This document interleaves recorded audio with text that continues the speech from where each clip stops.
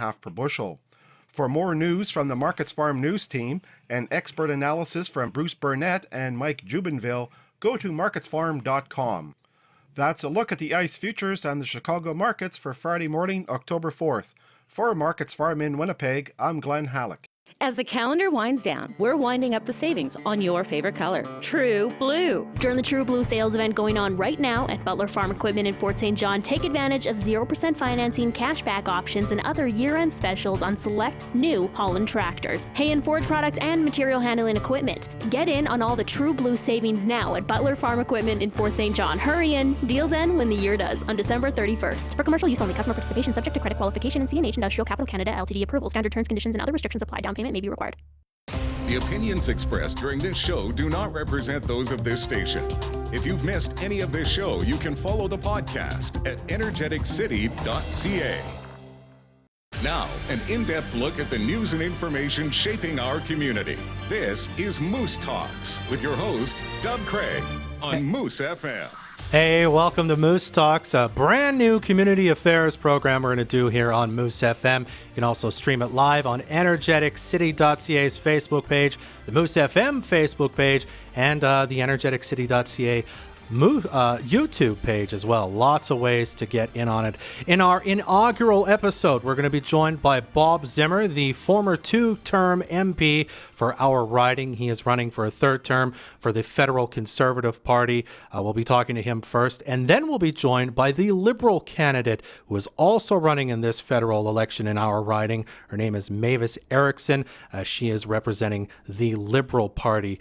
Should be a good show. If you missed it, we're going to put up a Facebook question every week asking you about something that's going on in current affairs. We asked you this week if you have voted, or rather if you have decided who you're voting for and why or why not. You can go to the Moose FM and energeticcity.ca Facebook pages to get your opinion in on that, should you like.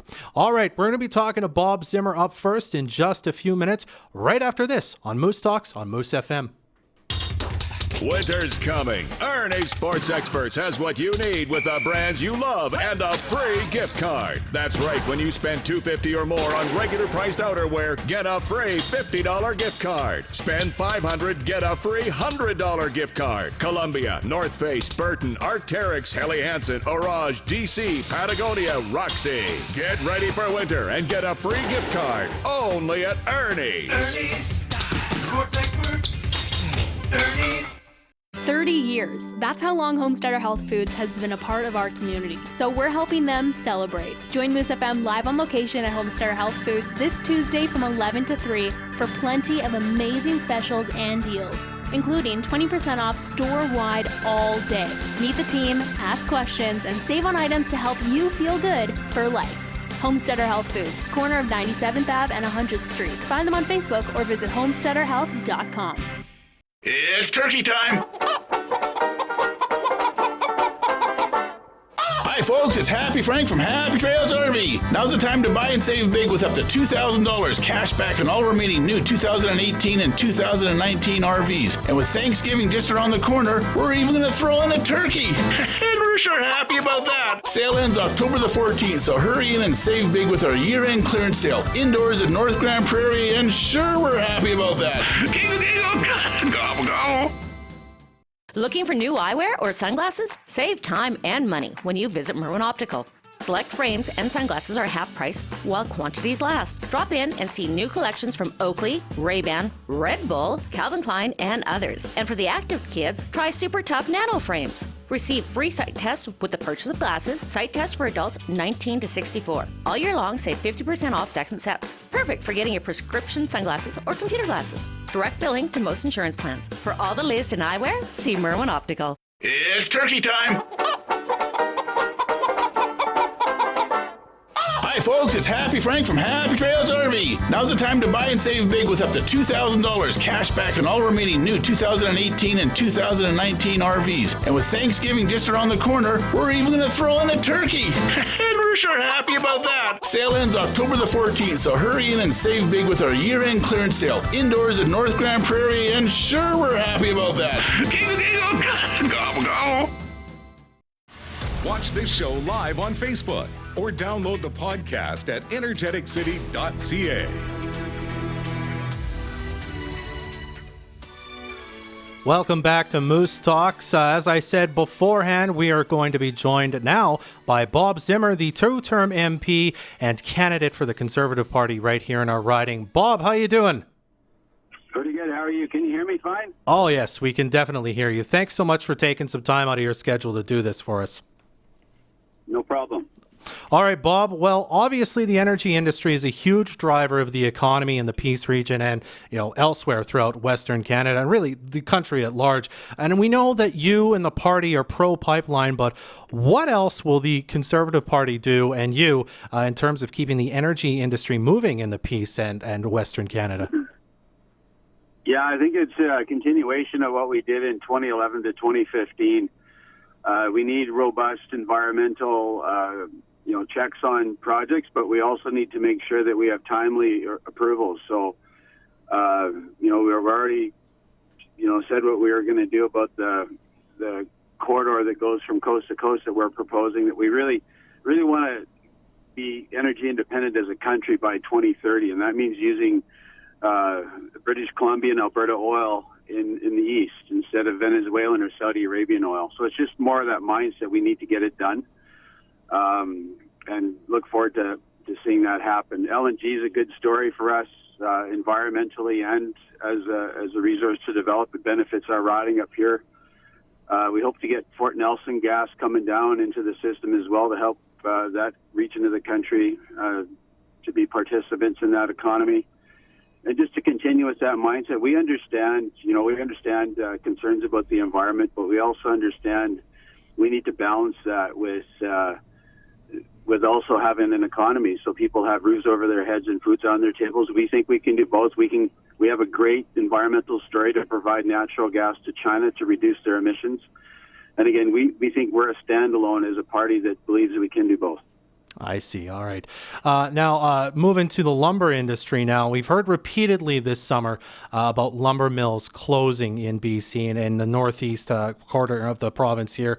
The BC government did announce that they're going to spend some money to help workers who've lost their jobs financially, maybe get some retraining and employment programs. How would a federal Conservative government in Ottawa help the ailing lumber industry in BC? Yeah, I think the first thing that we would have done, unfortunately, that we didn't get a crack at was get the softwood lumber agreement signed. The first 100 days of the Justin Trudeau government, there was a promise made by not just him, but by the U.S. president that they would get this deal done. We saw Obama come to Ottawa to much fanfare and heard him speak myself in the House with the expectation that the agreement would be signed that afternoon, and nothing happened. And there's a lot of other factors that have been mentioned about the reason for the mills going south, but that was really the start of it all, the downward spiral. Tariffs got applied. It's okay when you're getting 600 per thousand for board feet, and the stumpage is half of what it is today. But a year later, where we have prices of wood going from 600 to 300, stumpage was doubled. And then they're still having to tariffs applied to that particular lumber. The lumber producers, they saw this coming too, and they just decided, look, it's going to be, we have a president that wants to do business with us a bit more readily than the prime minister in Canada, so they moved. And we need to do all our best to make sure those industries stay here. I think if we have the right policies in place and get that softwood lumber agreement, they will come back. But we're going to be doing our best to get that agreement signed. Okay. You've touched on the environment already, Bob. There have been climate strikes kind of across the nation and across the world. It seems to be a big theme of this election is what is every party going to do about the climate? You think you guys are pretty well on the record that you're going to get rid of the carbon tax that Justin Trudeau and the Liberals have imposed on a few of the provinces around here. What will you do perhaps instead of a carbon tax that will satisfy people who are concerned about the environment, but who also still want to see economic growth? Well, I think what we hope the public sees is that there's a lot of hot air with this current prime minister who talks one thing and does another. Here we just saw yesterday where it was announced that he's got 2 campaign planes flying around the country, where we have one. It's that whole, practice what you preach. And then we just saw this morning that he actually took an airplane from one Montreal airport to the other to avoid the traffic. So here we have an individual that he says one thing and does something completely different. We as a government want to practice what we preach.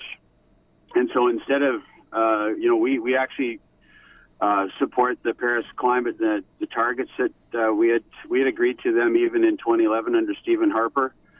We're still aspiring to that and working towards that, and absolutely are doing that. I think we can do that the best by having a global picture as opposed to just a Canadian view, though. I think it was mentioned before that if Canada was to stop all production of all natural resources today, China would gobble that up within 21 days. So the influence that we have, our LNG, the positive that would provide to emissions in China, for instance, by potentially halving their emissions with some of the old coal-fired plants, all would be lost. The technological advances that Canada and Canadians are making would all be lost. And I think we can have a better world with more Canada. And one example is a local producer and MCI Solutions, who has made something that's good for the environment, had a solar-operated valve. Due to some research and innovation, builds it in Fort St. John, and just a great story. And I think there's a bunch of those MCI solutions around that we need to show the world that we can make the place a better place in reality, not just talk. Okay. All right, Bob, I'm going to switch to social issues for just a minute, if I could. Yesterday, the leader of the Conservative Party, Andrew Scheer, came out and said he is pro-life. However, he and the party are not going to reopen that debate, at least from a legislative standpoint, in the House of Commons, should you guys form government. How do you placate people who are concerned at the number of people in the party who are pro-life or have made pro-life statements, who maybe would want to see Andrew Scheer and the government tackle this issue, despite the fact he has said he won't be? Yeah, I think it goes back. I'm pro-life too. I think what we've said in the past, just what Prime Minister Harper has said in the past, is that we think hearts and minds need to change about the issue, and we agreed to not reopen the debate. So it's an issue that it's near and dear to a lot of our constituents. And we've made a commitment to that effect that, look, it's not on the table. And it's just that clear. And the record is 2011 to 2015. The Prime Minister then made a promise and fulfilled it. So I think if people just look at that, they realize that, it's the other party's trying to throw mud and hopefully it'll stick. But the reality is we've proven that issue for us, we've made a commitment to not reopening that debate, and that's what we'll do. Mm-hmm. And do you, then on the opposite side, how do you reconcile and reach out to the people who maybe do vote Conservative and people in your party who are pro-life, who would like to perhaps see that come up as a debate in the House of Commons and maybe have a law changed or amended? Yeah, and I empathize with them as well, and I have those friends that live in the riding that I know them well, and there's a group that's been advocates for pro-life for many years. But again, the commitment that we've made that we wouldn't reopen that debate, and they understand that and see why we are doing that. So for us, it's not an issue, and again, I think it's more other parties trying to bring up something that really isn't an issue to make it one. And it's kind of interesting to watch, especially from one particular party, the governing party, that talks about a Sunny Ways approach, that they're going to do things differently. They're the ones to throw the most mud. It's kind of ironic to have. Again, it's a party that says one thing and does another. Okay, Bob. And if I've got this right, you were first elected in 2011, so you've been an MP for just about 8 years now. Is that correct? Yeah, just a little over. We got elected in May Yeah, in 2011. that's so right. Just a little over. I mean, you're seeking your third term. You're a seasoned veteran as far as MPs go now, and that's your job as a member of Parliament. What do you think upon maybe some reflection, what do you think you would want to do better as a member of Parliament for the Peace Region in Parliament itself, should you win a third term here? What would you like to improve upon? I think even what I've been doing the last 4 years, I mean, I've always worked hard. You know, it's just part of the ethic that my parents taught me and just an understanding, outwork the next person, you know. And I think it's just bringing that attitude. Ottawa is a place, in some ways it doesn't make you do a lot of things. It's up to you what you want to make of your particular member of Parliament role. So I always said, and I've used this analogy, you can be an MP and a really great golfer, or you can be an MP, one of those MPs that has no time to golf. And I'm the latter. I golf very rarely. It's because we're so busy. I chair a lot of different groups in Ottawa. Ethics Committee is the one that's most recognizable, the Access to Information, Privacy and Ethics Committee.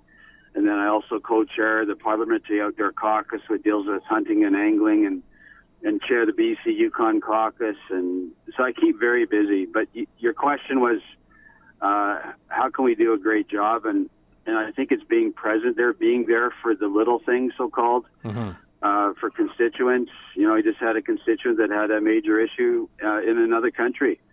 And message me on Facebook, and we get right to work to help them out in their situation. And I think it's just meeting people where they're at with their so-called small issues, big to them, but also dealing with those national issues as well, and trying to balance that. And also still be a dad and a husband and all the rest of that too. So it's a balancing act, but I think we're doing a pretty good job of that so far.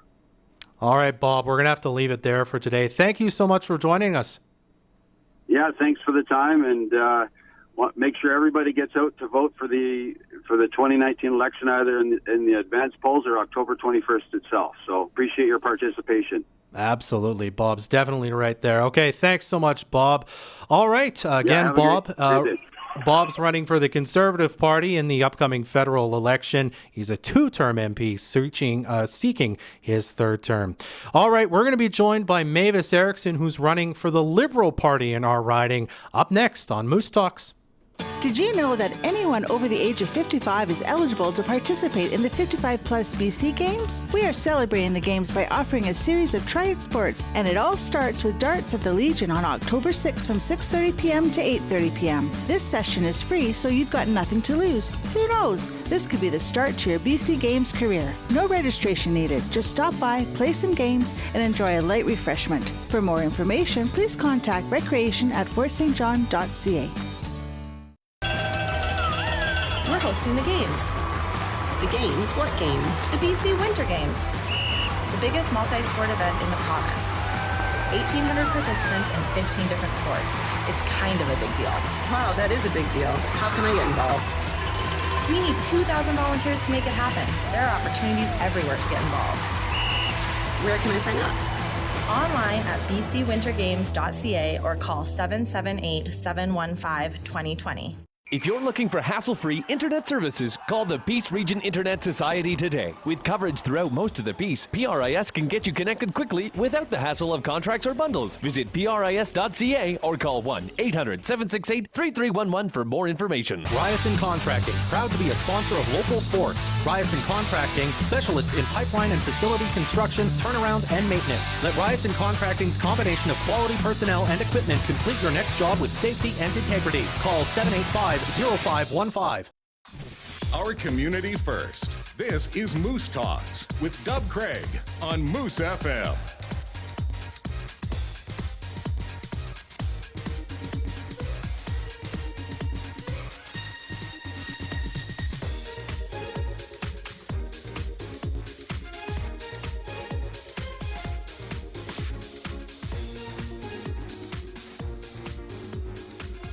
All right, welcome back to Moose Talks. We're just getting our second guest lined up here today. I've got Mavis Erickson. I hope I said your name right. You're running for the Liberal Party of Canada here in the Peace region and the Prince George Peace Northern Rockies riding. How's it going today, Mavis?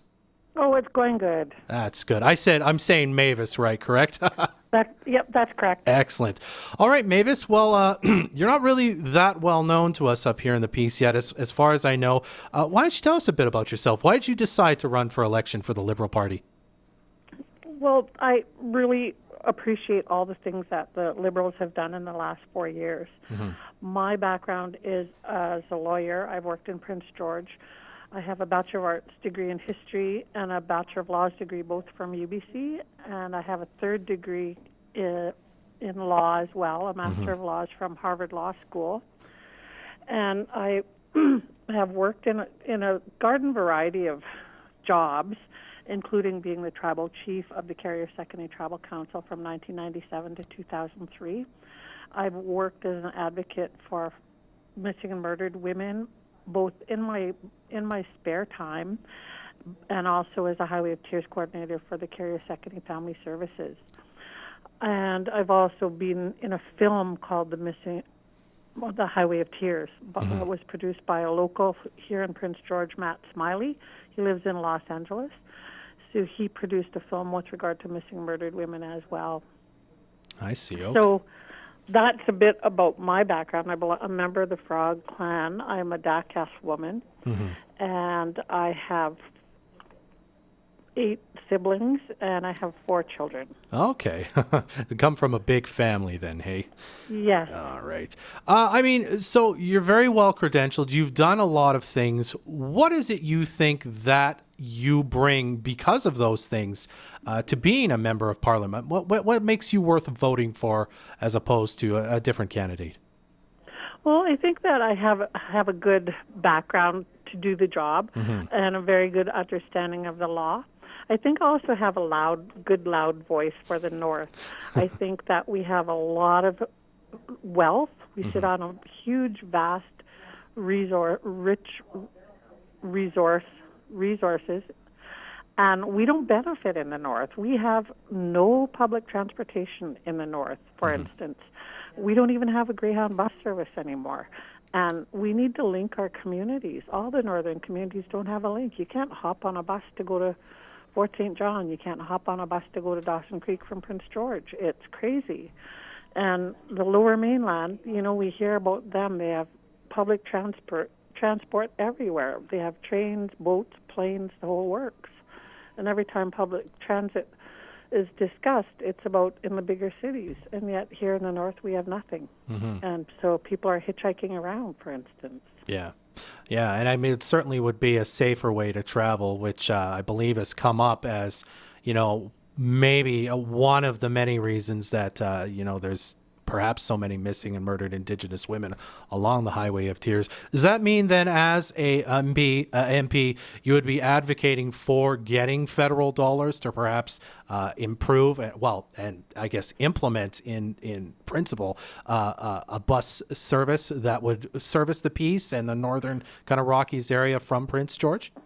Sure, some kind of public transport. Like if you think about Mexico, for instance, that's a huge country and lots of rural areas. Well, they have local buses. They bring their chickens, their goats on the bus, and, you could get around in Mexico, remote Mexico. Yeah. Because of public transit. And I just think that we need to start asking for more. All the resources are going out of the North, and we're not seeing the benefits as Northerners. Okay. I want to switch to this topic for a moment here. I'm sure you know this. There is a distinct flavor of dislike for the Prime Minister and the Liberal Party in the North that kind of just seems to happen all the time. You guys get blamed for a lot of things that maybe aren't like the party's fault and aren't even the Prime Minister's fault, but it's just it's almost like a part of the culture up here in a way. What do you and the Liberal Party do to reach voters who overwhelmingly in past elections have voted for the Conservative Party? Well, just the routine things like going door to door, putting up signs, phoning, and attending local debates, and hopefully changing people's minds about voting for the Liberals. instead of the Conservatives, because we need a northern voice. We really need a loud and clear northern voice. Absolutely. And I asked this same question of Bob Zimmer. This has affected people in Prince George in the piece as well. There's been lumber mill closures all over BC this summer. There's been curtailments. People are losing their jobs. How would a Liberal government in Ottawa help the ailing lumber industry in northern and northeast BC? Well, right now there's the first of all, forestry comes under provincial jurisdiction. Yeah. And so obviously we would work with the provincial government with whatever plan they're working on, as well as the federal government has an extended EI program where you could get a 2-year extension to your EI.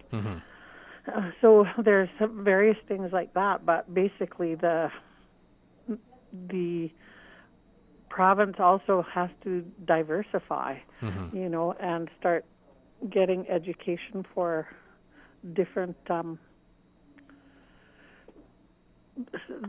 fields. Yeah. So it's a really difficult problem, and also the fires on top of the closures.